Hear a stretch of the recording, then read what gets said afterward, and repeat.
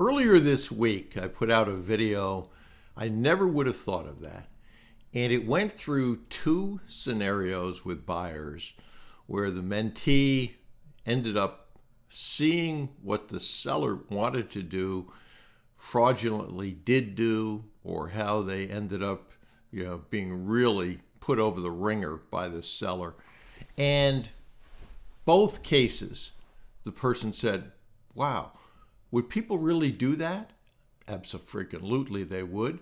Or in the second case, wow, I never would have thought of that. So I'd encourage you to go back, look at that video, and go through watching it to see the two scenarios.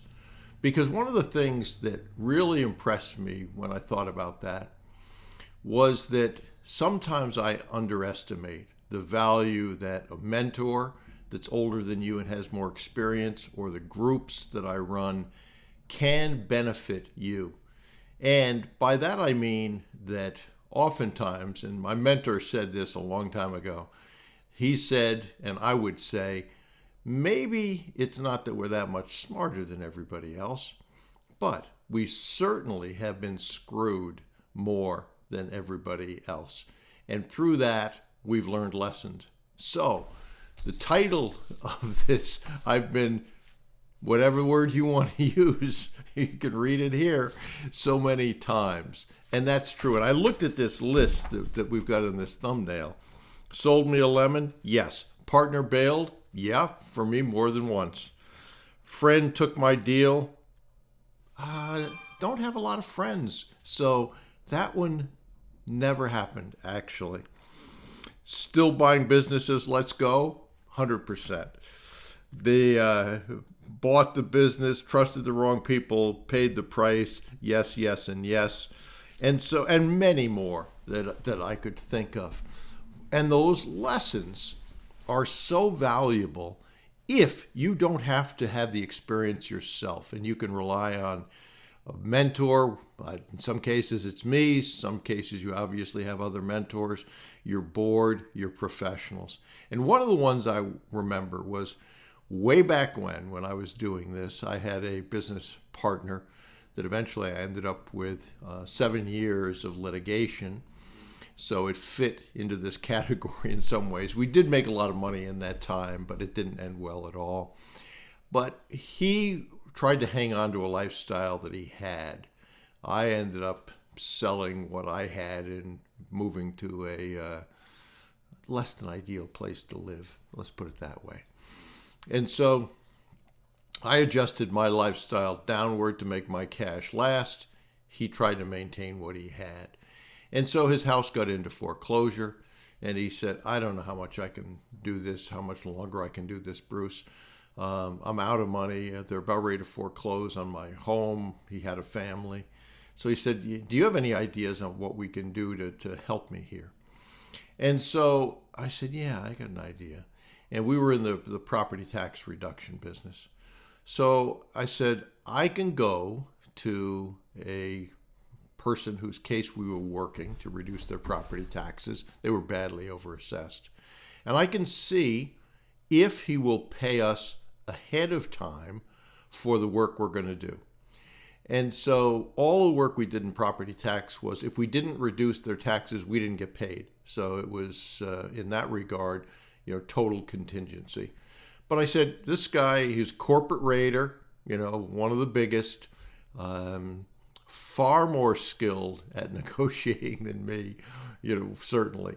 But I went to him, his home in Upper Westchester County, and I said, here's the problem. I told him the problem, told him my partner, and I said, I'm confident that we will win your case. Can I guarantee that? No. You'll probably end up with a savings of about $25,000 on your annual property taxes. Actually, it was a fee, a savings of about $50,000. Our fee would have been half of that, $25,000. And so what I'd like to propose is, will you gamble that we can get that done? And what will you pay us today, so I can walk out with a check for today for that?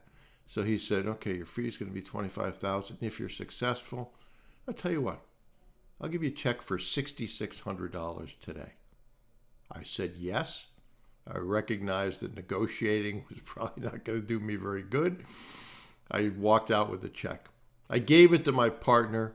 I can't remember if he cried or not, but pretty close to it if he didn't cry. The next day, he came in super depressed, and he said, I took the check, I deposited it in the bank, and it's gone. I said, what do you mean it's gone? He said, they swept my account. And I said, well, why would they do that? And he said, well, that's where I have my mortgage, which is in foreclosure. I never thought of that. I never thought they would do that. He clearly never thought that would happen. So, lesson learned, hard way. I remember saying to him, well, that was fun to negotiate that and take a $25,000 fee for $6,600 that then disappeared overnight. But there's so many more. If you've been in this business, if you've done deals, in my case, not only are the lessons that I've learned personally, but I've learned through mentees. And you cannot underestimate how creative people can be in cheating you, et cetera, et cetera. That's why investigate before you invest, which I learned from my mentor, Dan Pena, is such good advice. And even then, they can be smarter than I can be and you can be in how to cheat you. But yes, you learn those lessons, but the value of some of the groups, the Empire Group, the VIP Mastermind, your board, your professionals, your mentor, if you have one, is you do not have to go through that process of learning it from the experience if their experiences can end up letting you know what to do and what not to do. So I hope that you take that to heart. You will save yourself a lot of money, agita, and unsuccessful transactions if you remember those things, that the experience and wisdom of others doesn't have to be experienced by you firsthand if you take advantage of it. So it's a good lesson. So yeah, I have been screwed a bunch of times, and I've learned from that. I would encourage you to think about group coaching. Every month we open it up. We're about ready to open up group coaching, whether that's the Empire Group or VIP. There are some spots in that as well. The Empire Group, you can just go on my website, brucewhipple.com, look at that and join. The VIP Mastermind, however, I interview people before they come into that group. So if that's of interest, just look over what the two programs are. Again, if it's the Empire Group, you can just join it if that's what you want to do.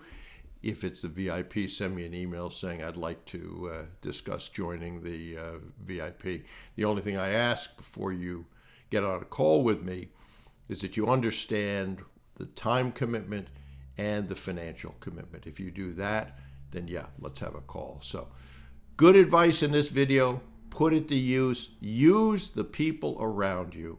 I'm amazed how many times people say to me, well, I didn't ask my board because they'll think I'm stupid. They know you're inexperienced. If you use your board, they also know that you're not stupid. So just remember that. They are there to help you. Use them like any tool in the toolbox. If you leave the tools in the toolbox, it's basically the same as not having them. So hope that helps.